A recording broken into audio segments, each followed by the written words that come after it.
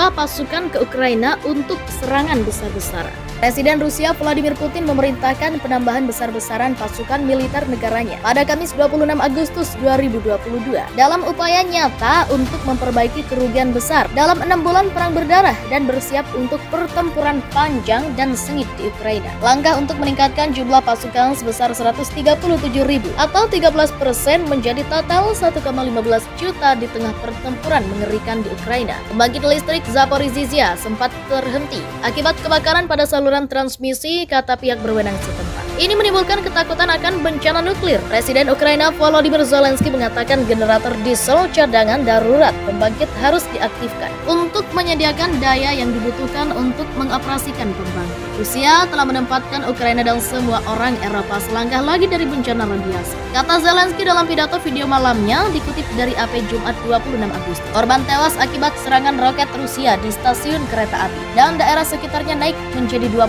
orang, kata pihak berwenang Ukraina. Rusia mengatakan pihaknya menarget kereta militer dan mengklaim telah membunuh lebih dari 200 tentara cadangan Ukraina dalam serangan itu yang terjadi pada hari Rabu 24 Agustus 2022 tepat pada hari kemerdekaan Ukraina. Keputusan Putin tidak merinci apakah perluasan akan dilakukan dengan memperluas draft, merekrut lebih banyak sukarelawan atau keduanya. Tetapi beberapa analis militer Rusia memperkirakan ketergantungan yang lebih besar pada sukarelawan. Ratusan warga di Crimea pro-Rusia mendengarkan video Vladimir Putin pada 2014.